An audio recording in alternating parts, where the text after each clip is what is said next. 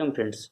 मैं फिर से आप लोगों के सामने हाजिर हूँ और मैं इस बार किस तरह से एग्जामिनेशन में आंसर लिखने हैं उसके बारे में मैं अभी बताने जा रहा हूँ। तो आइए मैं शुरू करता हूँ बिना किसी देरी के। सबसे पहले करना क्या है, देखो मान लो कि यहाँ पर हमारा ये पेज रहा, ठीक है, ये ऐसे पेज रहा, मैंने लाइन खींच दिया है, देख सकते हो यहाँ मेरा पेज रहा।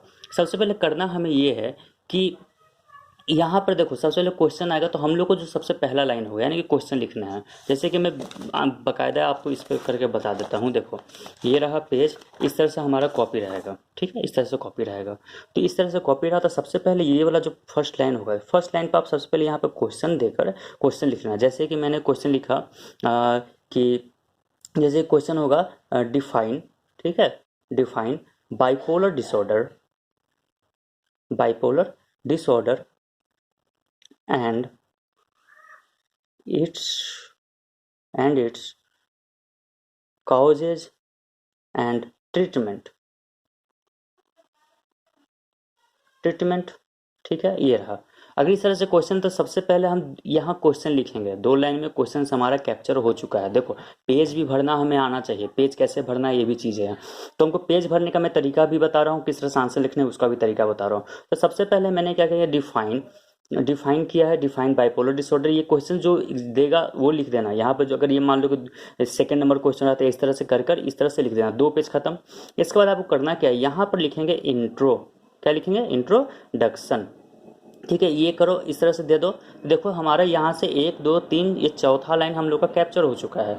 यानी कि हम लोग को देखो 450 वर्ड के लिखने हैं। इतना भारी मजाक थोड़ा है कि इतना सारा वर्ड का लिख सकते हैं, लिखने में टाइम भी लगता है। बाकायदा सिर्फ टाइम हम लोग के पास 2 ही घंटे का है। तो ये इंट्रोडक्शन यहाँ पे लिखा गया। देन इसके बाद हम लोग क्या करेंगे, यहाँ से लिखना शुरू करेंगे कि यहाँ से सबसे पहले पर्सनल जो हमारा डिसऑर्डर है, डिसऑर्डर किसको कहते हैं ये दे देना है, जो इंट्रो आपका देना है, ठीक है, डिसऑर्डर किसको कहते हैं वो चीज़ हो गया यहाँ। इसके बाद आ जाओ डेफिनेशन पे, क्या करना है, डेफिनेशन, ठीक है, डेफिनेशन पे आ जाओ।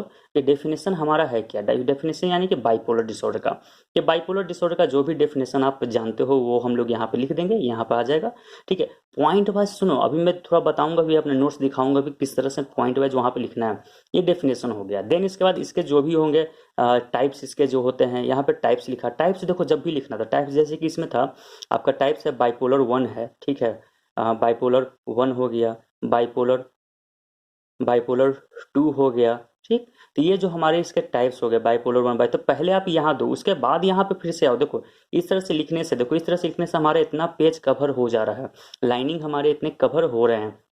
तो ये ये हो गया बाइपोलर 1 बाइपोलर 2, ठीक है। उसके बाद साइक्लोमेटिक आता है, ठीक है, अभी मुझे याद नहीं है, अभी थोड़ा सा रिविजन करूंगा। तो वो है। और तो इस तरह से हमने उसके 4 टाइप्स होते हैं, 4 टाइप्स हमने लिख देंगे यहाँ पर। लिखने के बाद हम फिर एक एक करके स्टार्ट करेंगे यहाँ से। जैसे कि लिखने इसके बारे में हमको जी लिखना है, बाइपोलर 1 क्या होता है, बाइपोलर 1 के बारे में मैंने लिखा यहाँ पर। फिर इसके बाद मैंने बाइपोलर 2 के बारे में यहाँ पर लिखा। तो इस तरह से हमको लिखना है। और लास्ट में देखो इस तरह से लिखेंगे पॉइंट वाइज, जब भी टाइप्स लिखेंगे तो इस तरह से लिखेंगे। और बाकी जो लास्ट में हमको क्या करना है, लास्ट में कंक्लूजन जरूर देना है, ठीक है, कंक्लूजन हमें जरूर देना है लास्ट में, जो छोटा सा पैराग्राफ यहाँ से यहाँ तक खत्म कर देना है। तो इस तरह से आपके पेजेस जो होंगे वो फिल होंगे। अभी मैं आपको दिखाने जा रहा हूँ किस तरह से, नोट से मैं बकायदा एक सैंपल दिखाने जा रहा हूँ। तो ये है, ये तरीका आप लोग देखो ध्यान से पढ़ना, उसके बाद करना। आगे देखो मैं अभी बताने जा रहा हूँ। जैसा कि मैंने बाइपोलर डिसऑर्डर का अभी पीछे एग्जांपल लिया था, खैर उसी के मैं नोट्स भी दिखा रहा हूँ। अभी एक और नोट्स दिखाऊंगा। देखो ये रहा बाइपोलर डिसऑर्डर, ठीक है। नोट्स मैंने कैसे बनाया, देखो ये पहला इंट्रोडक्शन, ये सब छोटे छोटे इंट्रोडक्शन है हमारे। तो ये हमारे देखो कितना 1 2 3 लाइन, बस 3 लाइन का ही मैंने लिखा है। उसके बाद देखो फिर से 3 लाइन है। मैं किस तरह से देखो एक एक गैप भी दिया, जिसके कारण मेरा क्या काफ़ी ज़्यादा पेज भी आगे बढ़ जा रहा है कवर में, कि 3 से हमें 4-5 पेज तक कवर कर देने हैं। जो 400-450 वर्ड के जो हैं उसको 4-5 पेज में हमको कवर करना है और अच्छे से लिखना है ताकि साफ साफ नजर आए। यहाँ पे ये कर साथ साथ देखो कि यहाँ पे जो थर्ड पॉइंट ये दिख रहा है, ये है क्रेपलिन। तो क्रेपलिन पे क्या करना है, हमें अंडरलाइन कर देना है। इस पे क्या करना है, हमें अंडरलाइन कर देना है। और ये हमको दिख रहा है, ठीक है, तो इस पे अंडरलाइन कर देना। तो इससे क्या होगा, कोई एग्जामिनेशन वालों को आपको अच्छे से वहाँ पर नज़र उनको आ जाएगा। तो पूरा पढ़ते नहीं है, कोई भी एग्जामिनेशन पूरा नहीं पढ़ता है। तो ये क्या होगा, टर्म टर्म क्या दिया, मैनिक डिप्रेसिव इंटेंसिटी, ठीक है, इंटेंसिटी। तो ये इनका टर्म था हमारा। तो इस तरह से अंडरलाइन भी हमें करते जाना है। तो देखो पॉइंट वाइज मैं पॉइंट भी बाकायदा मैं देखो यहाँ पॉइंट भी दे रहा हूँ, यहाँ पे भी पॉइंट में दे रहा हूँ, फिर सर यहाँ पे भी पॉइंट में दे रहा हूँ, ठीक है। तो पॉइंट बाई पॉइंट में देते जा रहा हूँ और उसको मैं करते जा रहा हूँ। इस तरह से देखो जो जो मेन मेन टर्म है उसको मैं अंडरलाइन भी करते जाऊँ, तो ये काम भी करना है। फिर उसका देखो मैंने कॉजेज लिखा है क्योंकि नोट्स है, तो एग्जामिनेशन में थोड़ा और स्पेस में दूंगा ताकि मेरा पेज पेज कवर हो। देखो कोई भी 3 से 4 लाइन से ज़्यादा मेरा कोई भी पॉइंट नहीं जा रहा है, पैराग्राफ नहीं जा रहा है। उस हिसाब देखो किस तरह से मैंने किया है, ठीक है, सारी चीज़ें। खैर आता हूँ एक और एग्जांपल जो कि मैं पूरा आंसर नोट्स की तरह मैंने करके रखा है, उसको मैं दिखाता हूँ। ये देखो दोस्तों, ये है अटैचमेंट थ्योरी है, ठीक है। ये अटैचमेंट थ्योरी देखो क्या मैंने कैसे किया। सबसे पहले लिखा है पर डिस्कस द अटैचमेंट थ्योरी, ये क्वेश्चन है एग्जामिनेशन में, इसी तरह से लिखूंगा। फिर मैं यहाँ पे इंट्रोडक्शन लिखूंगा, इंट्रोडक्शन भी लिखूंगा, यहाँ पे इंट्रो शुरू करूंगा। तो वो जो भी चीज़ें हैं, तो इंट्रो मैंने शुरू किया, फिर एक एक करके देखो पॉइंट वाइज पॉइंट मैंने सारे इंट्रो यहाँ पर देना स्टार्ट कर दिया है, देख सकते हो आप। इसी में जहाँ पे अटैचमेंट थ्योरी होगा, डिफिनेशन होगा, मैं डेफिनेशन भी लिख दूंगा। देन उसके बाद देखो कि जिस तरह से जो जो आए हैं सारे थ्योरी मैंने लिखते जा रहा हूँ।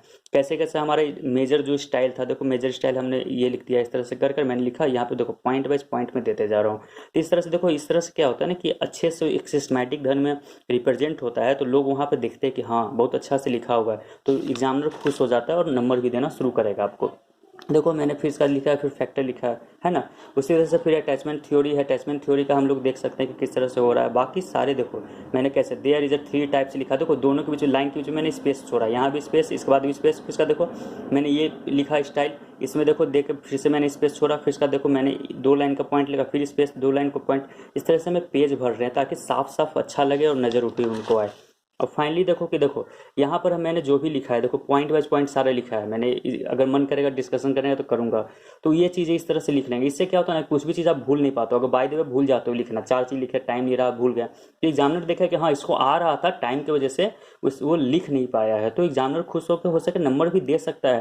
क्योंकि इतना चीज़ें आपने लिखा, मान लो कि देखो इतना लिखा मैंने, ये पॉजिटिव इफेक्ट ऑफ इन्हेंसमेंट है, इसको मैंने नहीं लिखा, बाकी मैंने इस सब के लिखा, तो एग्जामिनर हो हाँ इसने लिखा है, डेट मीन्स इसको आ रहा था, ठीक है। तो इस तरह से देखो, इस तरह से डीपीडी मैंने मांगा, सारा चीज़ मैंने लिखा है, ठीक है। और आप आगे बढ़ोगे, आगे देखो पॉइंट बाइज पॉइंट कैसे मैंने लिखा है पूरी, देखो अच्छे से।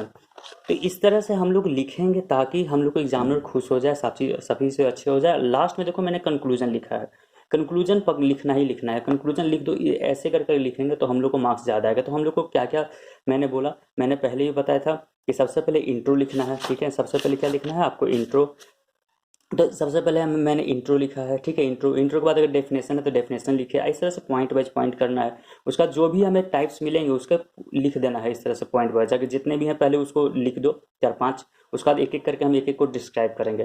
तो इस तरह से करता है, जो जो इंपॉर्टेंट टर्म होगा उसको अंडरलाइन, हम अंडरलाइन भी करते जाएंगे। जैसे कि देखो मैंने इसको अंडरलाइन कर दिया है, क्योंकि एग्जामिनर सारी चीज़ पढ़ेगा नहीं, तो इस तरह से एग्जामिनर का काम आसान हो जाएगा और वो आपको नंबर दे सकते हैं। तो इस तरह से हमें सारे के सारे काम को क्या करना है, ठीक है। तो इसी के साथ मैं अलविदा कहता हूँ, और आप लोग के एग्जाम के लिए सभी शुभकामनाएं हैं। और मेरा भी कल एग्जामिनेशन होने है क्लिनिकल का, तो देखता हूँ किस तरह से एग्जामिनेशन जाती हैं। खैर उम्मीद करूँगा कि सभी के एग्जामिनेशन अच्छे जाए, मेरे भी एग्जामिनेशन अच्छे ही जाएँ। और बाकी मेरे चैनल को सब्सक्राइब कर दें, शेयर कर दें, ताकि और भी इन्फॉर्मेशन मैं ला सकूं। और काफ़ी लेट ये वीडियो बनाया क्योंकि मैं पढ़ रहा था, कुछ भी अभी तक याद भी नहीं हुआ है, काफ़ी मुश्किल हो रहे हैं मुझे याद करने में। खैर देखता हूँ जो भी होगा एग्जामिनेशन, सब अब ऊपर वाले के भरोसे पे जा रहा हूँ। चलिए ठीक है, आप लोग पढ़िए, मैंने जितने भी क्वेश्चन दिया सब लोग आप लोग पढ़ लीजिए। मेरे प्रीवियस ईयर मैंने इंपॉर्टेंट क्वेश्चन भी मैंने दे रखा है, जो कि आप प्ले लिस्ट में जाकर आप देख सकते हो। इसी के साथ थैंक यू, बाय।